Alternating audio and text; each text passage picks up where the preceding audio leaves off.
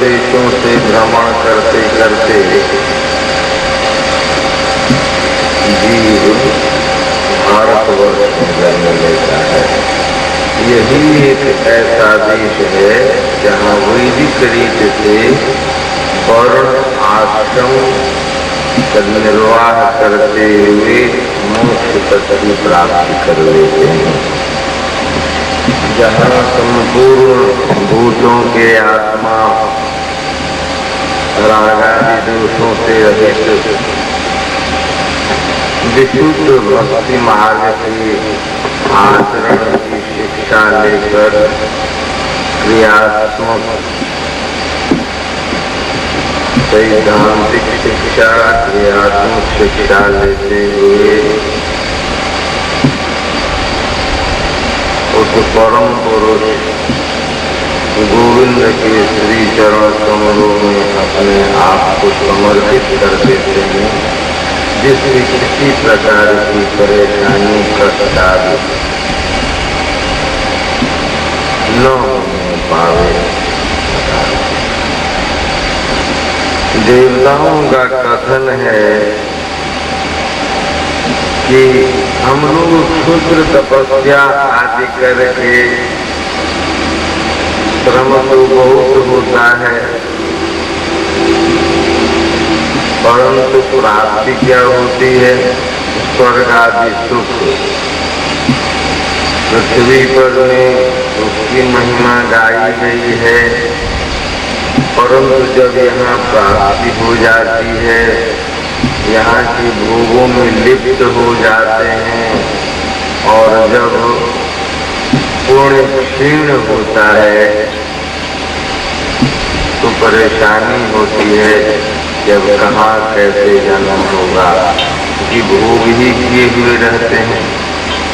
कोई ऐसा वहाँ जो भी कर्म किए जाएंगे उसका फल तो मिलेगा नहीं। आदि लोग तो भोग लोग हैं, कर्म लोग, कर्तव्य लोग, तो एकमात्र यह भारत भूमि ही है। इसलिए वह धन्य है जिन्होंने भगवान की सेवा के योग्य, वैसे नहीं, भगवत सेवा योग्य शरीर प्राप्त कर लिया है और भारतवर्ष में जिसका जन्म हो गया है। अहो अमीशां किमकारि शोभनं प्रसन्न ईशां स्विदुत स्वयं हरे यैर्जन्म लब्धं नृषभारताजिरे मुकुंद सेवोपैकं प्रियाय।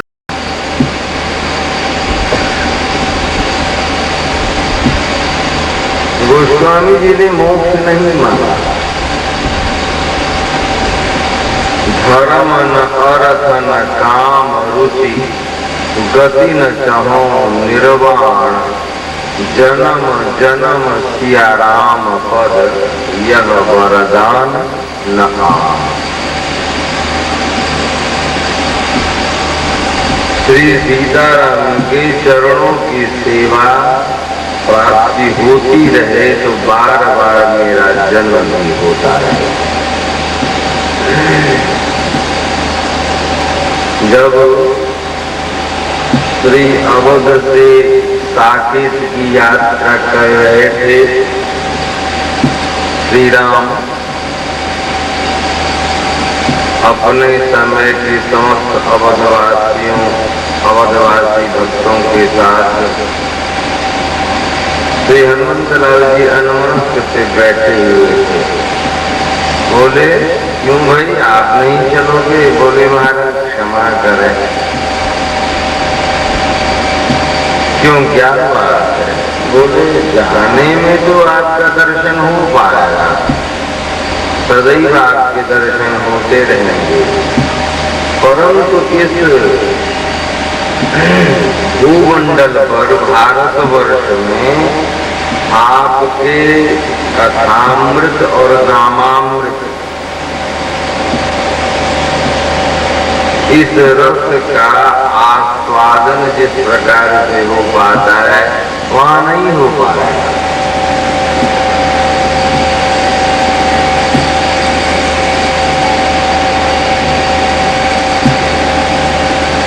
वहाँ कुछ नित्य की जो लीला है उसी का चिंतन हो पाएगा, दर्शन हो पाएगा। और इस भूमि पर आपकी बाल्यावस्था से लेकर और जो आपकी लीला अभी तक है, इन समस्त वस्तुओं का दर्शन भी होगा, चिंतन भी होगा, स्मरण भी होगा। आपके भक्तों के साथ आपके कथामृत का पान करूंगा, कभी वाचन करूंगा, कभी श्रवण करूंगा, कभी नृत्य करूंगा। यह आस्वादन वहां का। इसलिए जब तक आपकी कथा, आपके नाम इस पृथ्वी पर रहेंगे, आप कृपा करो मेरे आराध्य प्रभु कि मैं यहीं रहूं। इसलिए कहीं भी यदि शुद्ध कथा होती है, वो श्रीमद् भागवत की कथा हो अथवा श्री रामचरित की कथा हो, निश्चित रूप से ये लोग वहाँ विराजमान होते हैं। इसलिए कथा में अवश्य ही चेष्टा करनी चाहिए, अन्य वार्ता न करें। तंबाकू, सिगरेट वगैरह ग्रहण न करें, पान वगैरह न खाएं। ये किसी पार्टी में सम्मिलित होने आप नहीं आए हो।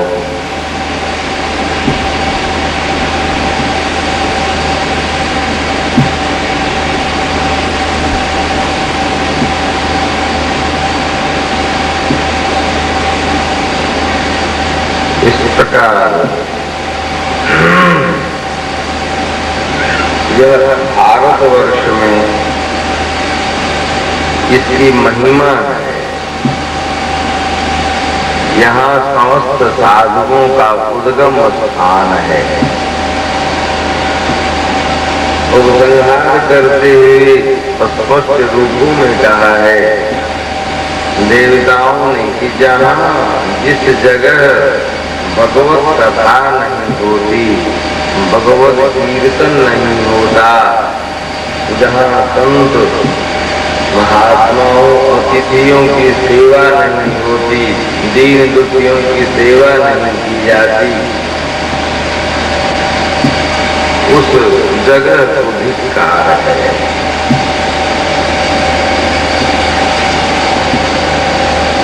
प्रत्येक घरों में भर्तृहरि जी ने धन्यों गृहस्थ आश्रम कर करके यही कहा है कि जहाँ परिवार अपने परिवार में कलह न हो, सभी एक दूसरे से मैत्री बनाए हुए हों, अतिथि सेवा हो रही हो, अतिथि को पूज्य माना जाए,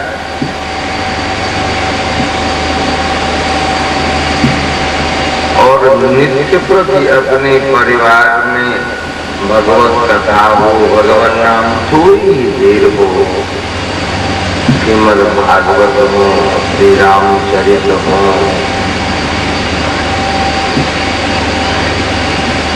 तो वह घर ही पवित्र तीर्थ बन जाता है। इस प्रकार से श्री सुखदेव जी महाराज वर्णन करते हुए पुनः अनेक लोगों का, ग्रह नक्षत्रों का वर्णन अपने शिष्य को सुनाया है।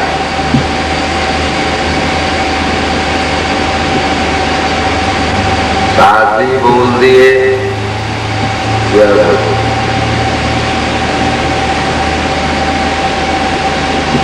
ये सभी ये सुनाने का, ग्रह नक्षत्रों के बारे में सुनाने का मतलब एक मात्र है कि किसी भी वस्तु सबसे श्रेष्ठ यह भारतवर्ष वैदिक संप्रदाय में जन्म, वैदिक संप्रदाय से मतलब है कि ब्राह्मण, क्षत्रिय, वैश्य, शूद्र ये चार वर्ण वैदिक वर्ण है।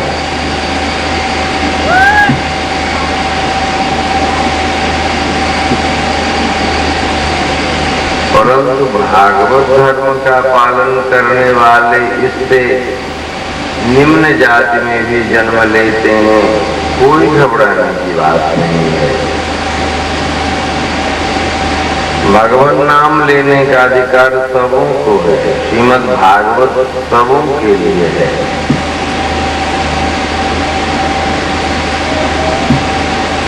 और इस जन्म में ही वो सारी क्रिया भगवत भक्ति के लिए किसी विद्वत्ता की आवश्यकता नहीं है, किसी कुलीनता की आवश्यकता नहीं है, कोई भी कर सकता है,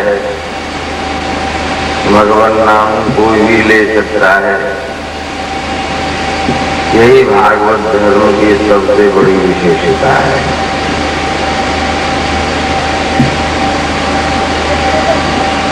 अब महाराजा परीक्षित ने पूछा कि ठीक है महाराज, प्रथम स्कंद से लेकर के पंचम स्कंद तक निवृत्त मार्ग, प्रवृत्त मार्ग, कर्म, ज्ञान, योग आदि के बारे में गुरुदेव आपने मुझे तो समझा दिया।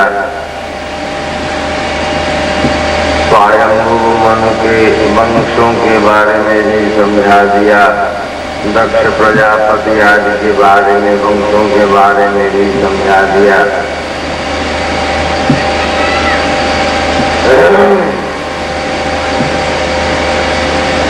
अब यह बतावें कि एक ऐसा उपाय है कि लोगों से, मन से, शरीर से, वाणी से पाप तो बन ही जाते हैं।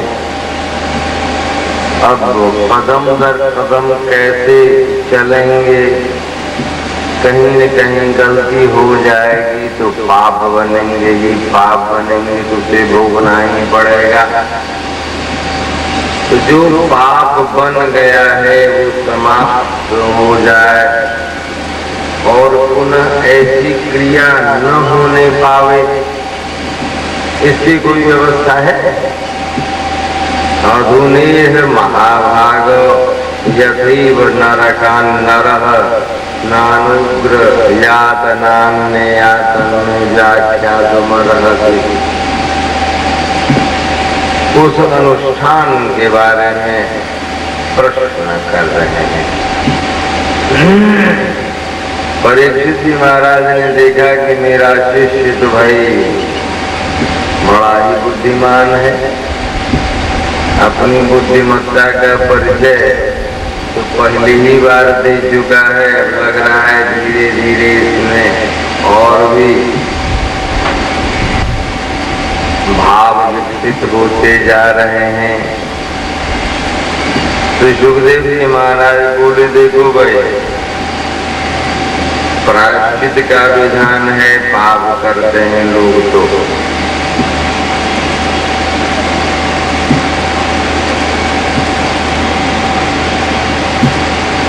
परंतु प्रायश्चित कर लेने के बाद पुनः करते हैं।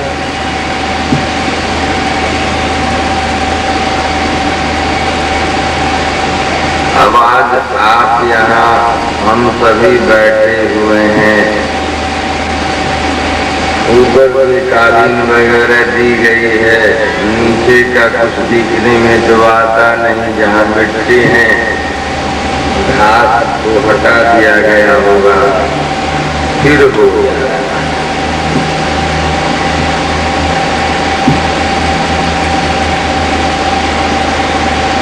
फिर हटा दिया जाएगा, फिर पनप जाएगा। तब क्या किया जाएगा? जब तक उसे किसी नुकीली चीज से उसके जड़ को उखाड़ कर फेंक न दिया जाए अथवा उसके जड़ को जला न दिया जाए, तब तक तो ये होता ही रहेगा। इसके लिए प्रायश्चित के अंतर्गत कोई भी प्रायश्चित ऐसा नहीं है। एकमात्र प्रायश्चित भगवान नाम है। वासना का बीज होता है मन में।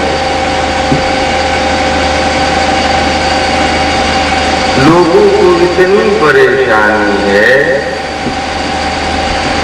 अभी के समय में कि भागवत के बड़े ही सूक्ष्म तत्वों का अवलोकन नहीं कर पाते हैं। कोई ऐसे बिड़ले होते हैं जो अपने भीतर जाने की कोशिश करते हैं। ऐसी बात नहीं कि खाली है, सुना हो गया है।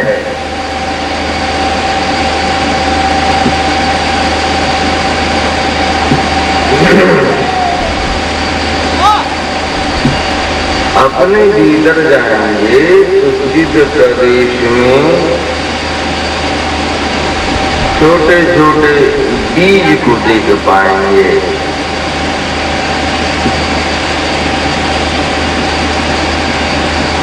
जब देखेंगे आप एकांत में अभी भी समूह में बैठे थोड़ी सी भी घबराहट आपको नहीं होगी। इतने शांत वातावरण में अपने कमरे में जिसमें प्रत्येक दिन आप रहते हो, बढ़िया से पवित्र स्थान बना करके जब सभी सो जाएं तो थोड़ी देर बैठो, अपने बारे में सोचो कितनी घबराहट होती है। अपने द्वारा जो भी कार्य किए गए हैं, अच्छे या बुरे, सभी का विश्लेषण आप करो। इतनी घबराहट होगी, परेशानी होगी कि होगा कि बिल्कुल अब मैं भाग जाऊं।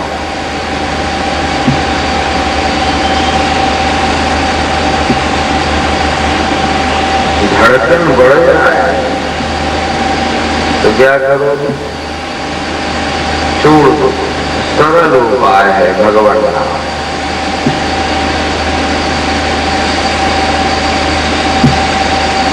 कुछ नहीं सोचना है क्या होगा।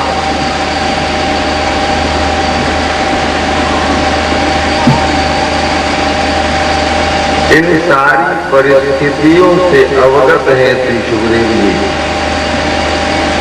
ये 12 भागवताचार्यों की चर्चा आज प्रातः सभा में की गई थी, इससे पूर्व भी की गई है कई बार। ये हम सबों के मन के, चित्त के, आत्मा के साक्षी हैं।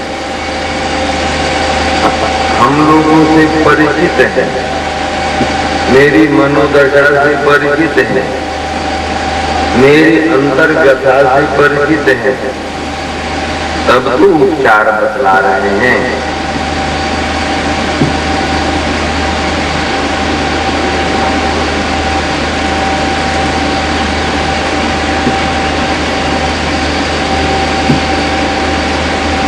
अब सारे उपचार की व्यवस्था है,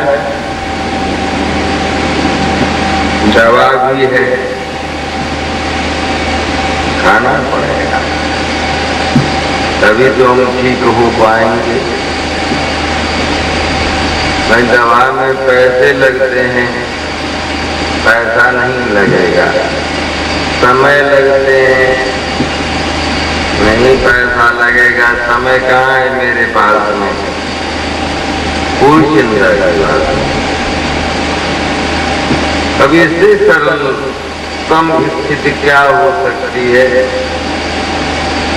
4-5 सेकेंड में आप अपने सारे कार्यों को समर्पित कर दोगे और भगवान नाम लेते लेते सो रहोगे। उस समय तो कोई काम करने नहीं जाओगे, उपार्जन तो नहीं कर पाओगे। नाम लेते लेते सो जाने से सोना भी भगवान नाममय ही हो जाएगा।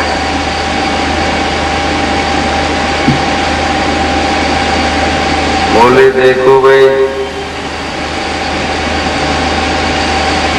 परीक्षित शराब के घड़े को कोई पवित्र नदियां पवित्र नहीं कर सकती, इसीलिए बार बार प्रायश्चित करने पर भी पाप कर्म मानवों से हो ही जाएंगे। कोई सिंह बाघ किसी मानव को मार दे तो कोई हिंसा नहीं लगेगा, लेकिन हम लोगों से चींटी मर जाएगी तो पाप लग जाएगा। शास्त्र अनुकूल क्रिया हम लोग कर ही नहीं पाएंगे जैसी परिस्थिति जा रही है।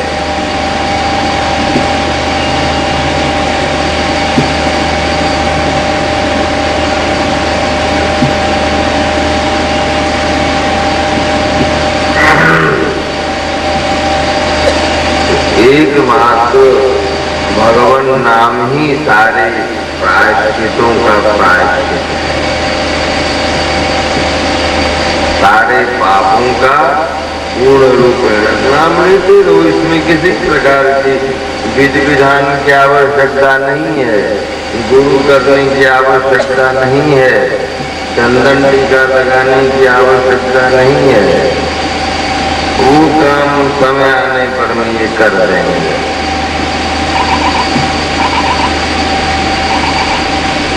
परंतु अपने मनमुखी नाम नहीं, नाम नाम कार्य बहुधा निज सर्वशक्ति। भगवान का एक एक नाम जो है उसमें उनकी सारी शक्तियां हैं मौजूद। जो नाम प्रिय लगे, आकर्षण जिस नाम में हो,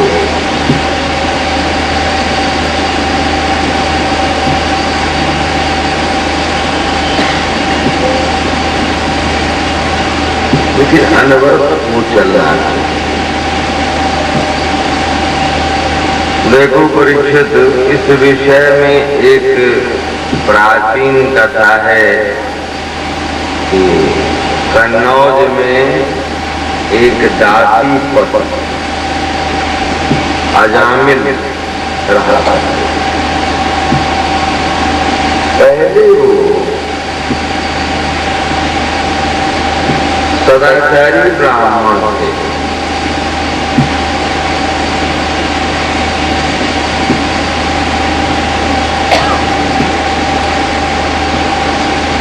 श्रुति वेद आदि वेदाचार से संपन्न, माता पिता के परम भक्त, अपनी पत्नी से, सदाचारिणी पत्नी से स्नेह करने वाले, अपने बच्चों से स्नेह करने वाले, अपने पिता की आज्ञा से एक बार जंगल में संघा इत्यादि लाने के लिए गए।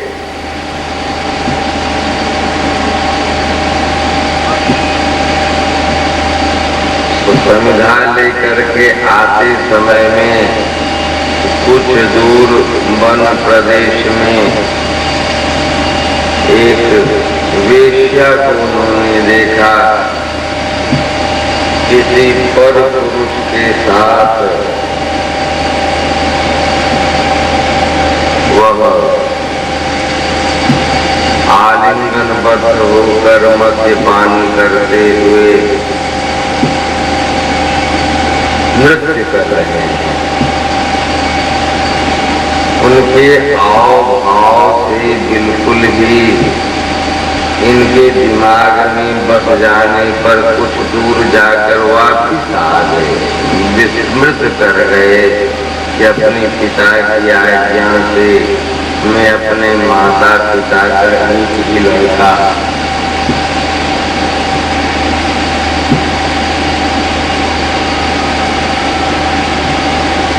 अपनी पत्नी का पति, अपने बच्चों का पिता क्या होगा, भूल गए, विमोहित हो गए।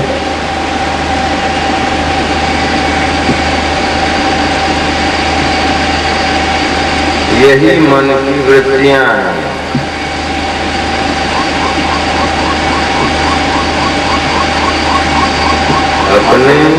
अपनी दृष्टि को, अपनी चिंतन को इसलिए स्वाध्याय के माध्यम से शुद्ध करना पड़ता है।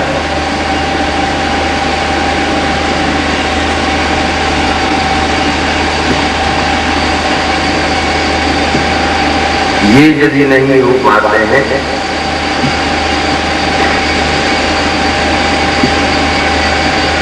उनके लिए ही है कि हमेशा भगवान नाम लेते रहो, यदि किसी वस्तु को आने न दो। बहुत सारी वस्तुएं बाजार में देखते हो या सभी खरीद ही लेते हो, तो यह संग्राहक है, पकड़ने वाला है, रखने वाला है।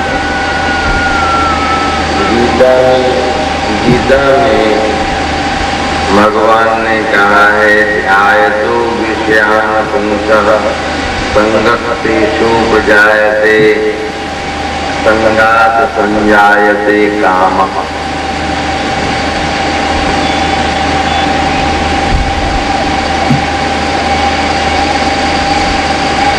अब इस प्रकार की क्रिया है, जब तक हम देख नहीं पाएंगे किसी को, किसी भी वस्तु, उसी का चिंतन होगा, श्रवण करेंगे उसी का चिंतन होगा,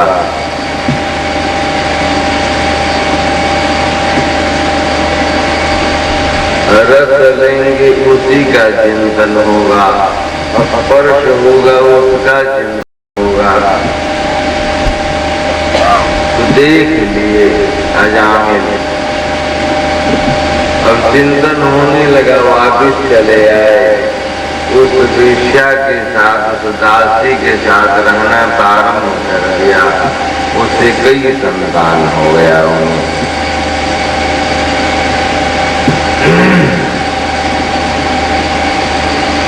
अब संतान के पश्चात इनकी वृद्धावस्था आ गई।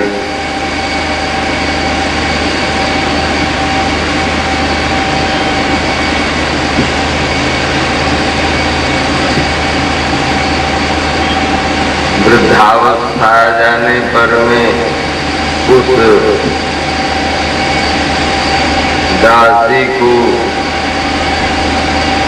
इच्छा पूर्ण करने के लिए, भरण पोषण करने के लिए, उसके द्वारा उत्पन्न बच्चों के लालन पालन के लिए लूट पाट, चोरी डाका वगैरह सब काम किया करते थे। वृद्धावस्था में तो कुछ कर नहीं पाते थे।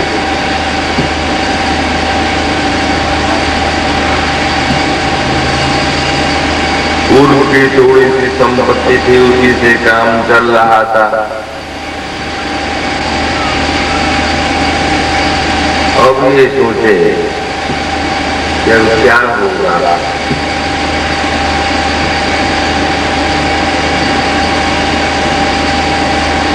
कभी कभी घबराहट की हो जाती थी। समस्त जीवों पर कृपा करने के लिए भगवान इच्छुक रहते हैं। हर जीव के प्रति 3 बार कृपा करते हैं। यदि जीव नहीं समझता है तब तो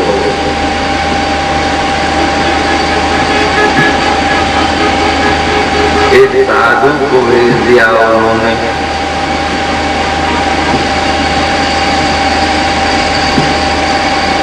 वह साधु आकर के बोल दिए कि इसे सबसे छोटे बच्चे का नाम नारायण से रखना।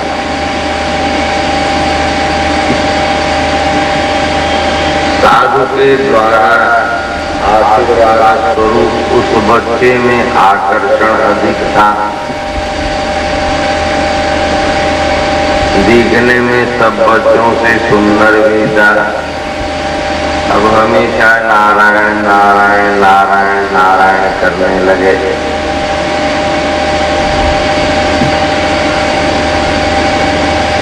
भाई भगवान का नाम है, बच्चे का नाम रख दिया। साधु जो अनुभवी होते हैं वो किस रोगी को कैसी दवा दी जाए इसकी व्यवस्था करते हैं।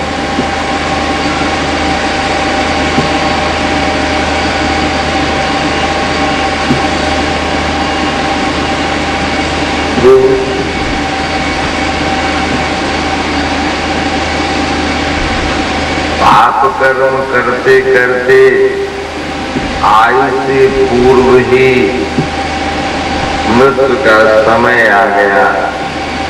जमराज ने जमदूतों से कहा अजामिल को ले आओ।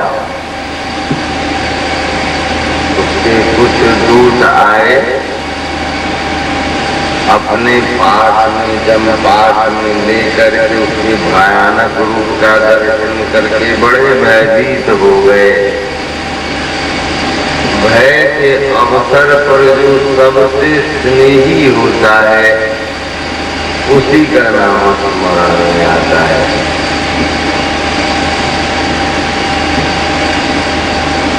जब खुशी होती है तभी उसी के कारण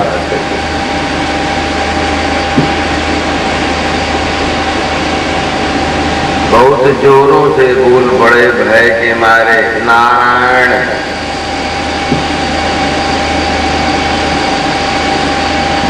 बोलना ही था। इस शरीर से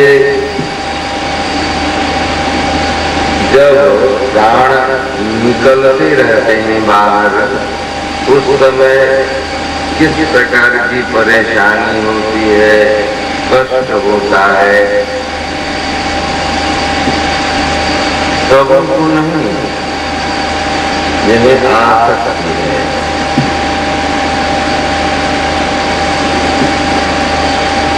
यह वस्तु देखना हो, मधुमक्खी के छत्ते से जब मधु आप लेना प्रारंभ करेंगे उस समय में क्या गति उसकी होती है, जो बहुत ही ज्यादा भीतर तक प्रवेश कर गया रहता है। जो मधुमक्खी जिसे निकलने में परेशानी होती है, वह उसी में रह करके अपने आप को समाप्त कर लेता है, बाहर भाग नहीं पाता। उसी प्रकार से निकलने में बहुत ही परेशानी होती है, परंतु यमदूतों के द्वारा जमपाश उसे खींच लेते हैं।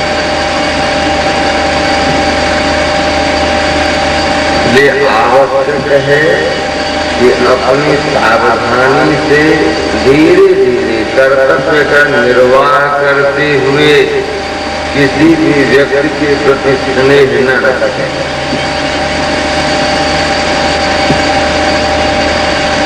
यहाँ स्नेह से मतलब है कि स्नेह करें, स्नेहासक्ति नहीं है।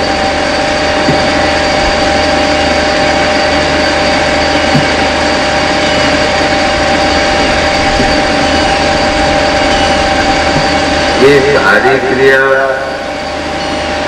संग से होती है, समय समय पर भी। इसलिए साधुओं का संग करना है। भाई साधु नहीं मिले कहाँ जाओ, किसी आश्रम में जाऊं तो वहां भी तो वही देखते हैं कि जो जैसी व्यवस्था हम गृहस्थों के यहाँ रहती है, वही व्यवस्था उनके पास भी रहती है। ठीक है, दर्शन कराओ। हम हिंदुओं के यहाँ तुलसी जी तो विराजमान हैं, उनके पास मेरो गिड़गिड़ाओ। भक्तों के चरित्रों को श्रवण करो, भागवत जी से प्रार्थना करो कि मैं अपने कर्तव्यों का पालन तो करूं, परंतु स्नेहासक्ति न हो।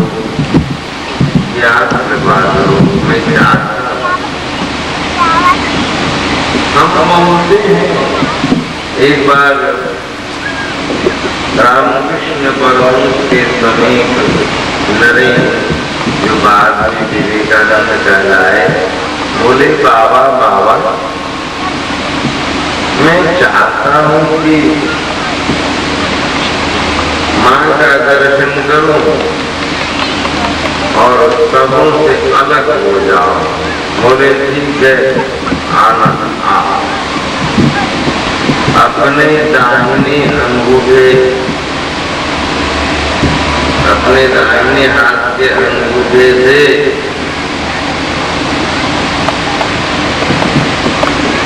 दोनों पांवों के बीच स्पर्श किए, शक्तिपात किया। जैसे कुम्हार के चाक पर में नाचना प्रारंभ होता है, वैसे ही नाचना शुरू हो गया। रामकृष्ण परमहंस के द्वारा शक्तिपात को रख पाने में असमर्थ हो गए। उन्हें लगा कि मैं नाच रहा हूँ चारों ओर, कहीं दूसरे प्रदेश में जा रहा हूँ। चिल्ला पड़ा, बोले बाबा बाबा मैं अभी नहीं जाना चाहता, मेरी माँ है, मेरे भाई है, मेरी बहन है, मैं कैसे जाऊँ। हम बोलते हैं, हम पढ़ते हैं, वैराग्य की चर्चा करते हैं, ज्ञान की चर्चा करते हैं, परंतु स्थिति ऐसी होती है हमारी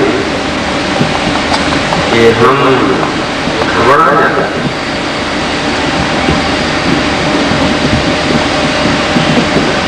इसलिए विवेक से, विचार से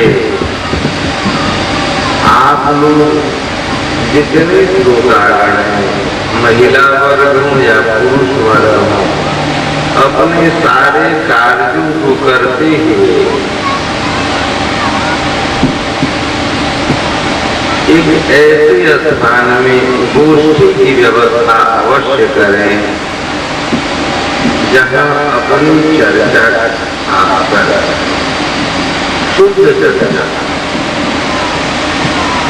भगवत कथा की चर्चा। हमारे गुरुदेव कहा करते कि देखो, भगवान की कथा में, भगवान के कीर्तन में भी माया का प्रवेश होता है।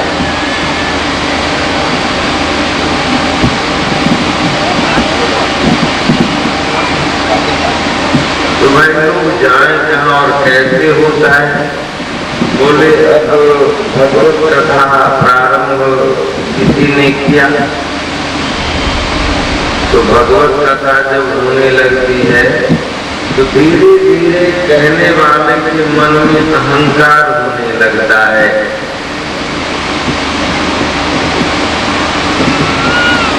अब देखो, मेरी कथा सुनने के लिए आप लोग बैठे हुए हो, आप लोग नीचे में हो, चादर पर में हो, मैं कहता हूँ,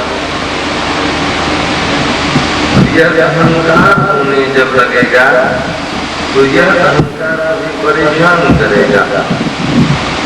उस समय कोई नहीं बचा पाएंगे आप लोगों को।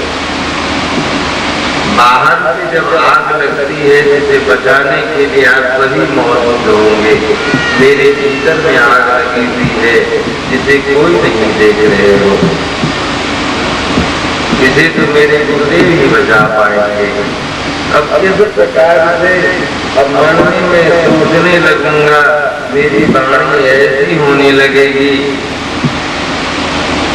कि आप लोग मुझे विद्वान समझो, आप लोग मुझे सिद्ध समझो, ऐसी क्रिया मेरे पास आओ, देखो ऐसा है वैसा है, इस प्रकार की विद्या बहुत सारे इसमें जटिलता है। इसलिए जितनी बात ग्रंथ में हो उतना ही कह करके इनसे प्रार्थना करके कि आप मुझे शुद्ध बुद्धि दो, मैं समझ सकूं। मुझ में सामर्थ्य नहीं है।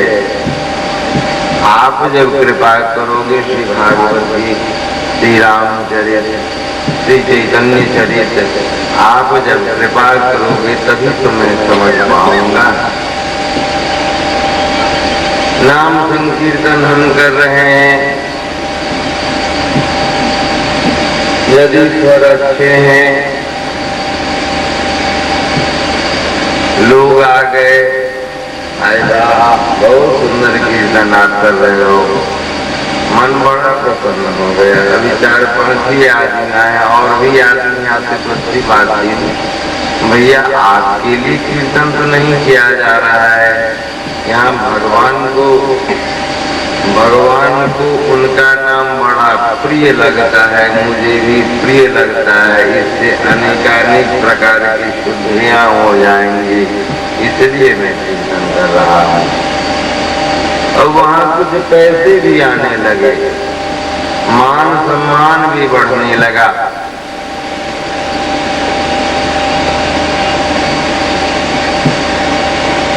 पद प्रतिष्ठा भी होने लगा। राम नाम की लूट है, लूट सके तो लूट, अंत काल पछताओगे जब सन जइहे छूट। लेकिन राम नाम सस्ता नहीं, जो कोई लेवे लूट, जूते इतने पड़ेंगे कि चांद जाएंगे फूट। क्योंकि भगवान नाम लेते लेते, भगवत कथा श्रवण करते करते मेरे भीतर में अनेकानेक प्रकार की वासनाओं का जागरण होगा। ये अनुभव की वार्ता है। उस समय में यदि पथ प्रदर्शक मौजूद नहीं है तो भटकने की पूरी संभावना है।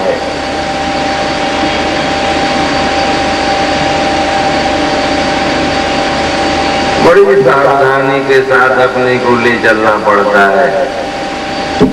आप स्वयं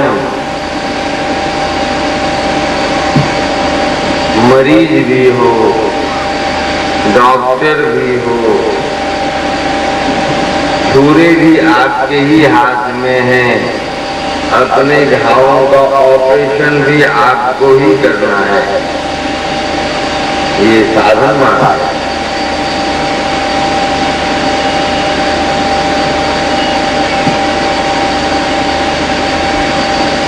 क्योंकि जो दूसरे डॉक्टर जब ऑपरेशन करते हैं तो आपको क्या कष्ट है, किस प्रकार की तकलीफ है, दर्द है, उससे वो परिचित नहीं है। और उस समय में यदि उन्हें दया आ जाएगी तो आपकी बीमारी छूट नहीं पाएगी। इसलिए उनका एक ही कर्तव्य है कि उसमें जो भी विकृत अंश है उसे हटा करके, साफ करके उसे ठीक कर देना। परंतु यदि आप स्वयं अपना ऑपरेशन करेंगे, इसकी कल्पना तो करें। यदि थोड़ा सा भी हाथ हिल गया, ज्यादा हो गया तो भी परेशानी, दर्द होने लगा और थोड़ा सा कम किए तो भी दिक्कत। बड़ी साधन है जब साधक वैसे नहीं बनते। इसलिए भगवान से ज्यादा महत्ता संतों की मानी जाती है, आचार्यों की मानी जाती है कि उन कष्टों से, साधन पथ के कष्टों से, परेशानियों से गुजरते हुए जिस प्रकार का अनुभव हुआ है उन्हें यह समझाते हुए बड़े उच्च के साधक लोग हुए हैं कि अपनी डायरी लिखी है, जिसमें कैसी कैसी परेशानी आई है।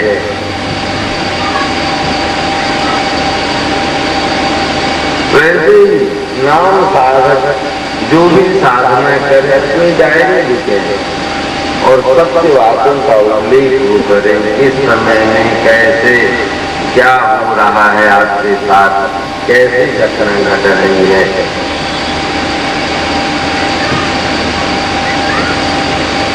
कैसा अनुभव हो रहा है।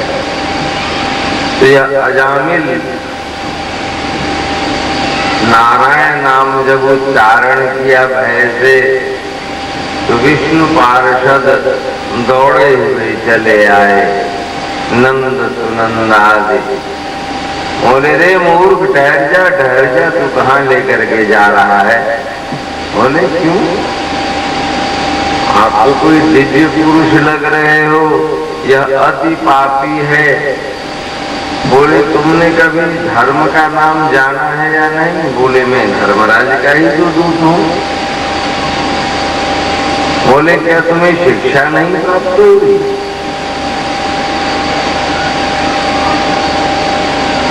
बोले महाराज जी तो बहुत सारे आप लोग देखने में तो धर्म की वीरता से जान पड़ते हो, परंतु कुछ भी नहीं आता।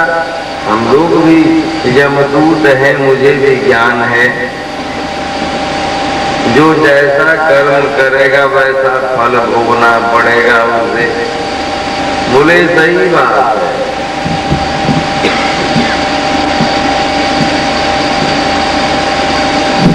परंतु यह कर्म मार्ग है, उनकी वार्ता है। भगवान नाम की विशेषता अलग है। अजामिल जिस समय भगवान नाम लिया था उसके बाद कोई कर्म नहीं किया, भय पूर्वक आतुरता पूर्वक नाम लिया। क्योंकि कर्म तो 3 से ही किए जाते हैं, शरीर से, वाणी से और मन से। तो तुम लोगों को देख करके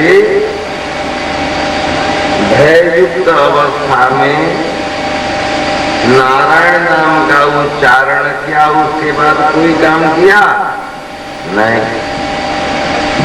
बोले जब कोई काम इसके अलावे करता तब तो कुछ क्रिया होती ना। तो एक बार नारायण नाम लिया, उसमें एक अक्षर में ही सारे पाप से कट गए। 3 अक्षर जो बाद बचे हैं वो इसके फल प्राप्त करने का अधिकारी है, क्योंकि एक एक अक्षर जो भगवान नाम का होता है उसके बारे में अनेकानेक प्रमाण दिए गए हैं कि बहुत सारे यज्ञों के माध्यम से जिस फल की प्राप्ति होती है वो एक बार नाम लेने से हो जाते हैं। कोई पापी उतना पाप कर ही नहीं सकता, परंतु भगवान नाम के ऊपर विश्वास, पूर्ण विश्वास हो तब एक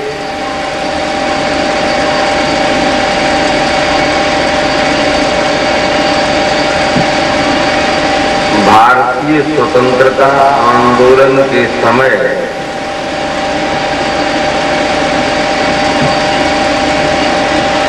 एक क्रांतिकारी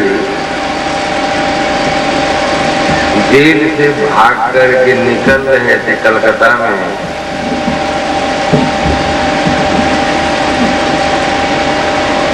आदेश था क्रांतिकारी ग्रुप का कि तुम्हें पुलिस के चंगुल में नहीं फंसना है, तुम्हारी आवश्यकता है।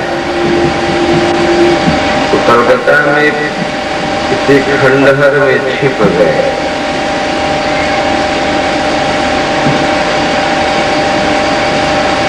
उस खंडहर में भय के मारे छिपे, क्योंकि काम तो करना है अपने राष्ट्र के लिए, वैसे पकड़ में आ जाएंगे। वो शौचालय था, शौचालय में जाने के बाद जब थोड़ी देर के बाद उन्हें समाधि लग गई। क्रांतिकारी थे, धार्मिक तो नहीं थे, राष्ट्र धर्म से परिचित थे, क्योंकि सोशलिस्टिक व्यू के व्यक्ति को ईश्वर से तो मतलब रहता नहीं, और उसमें भगवान नाम उनका चलना प्रारंभ हो गया। कई दिनों तक समाधि लग गई।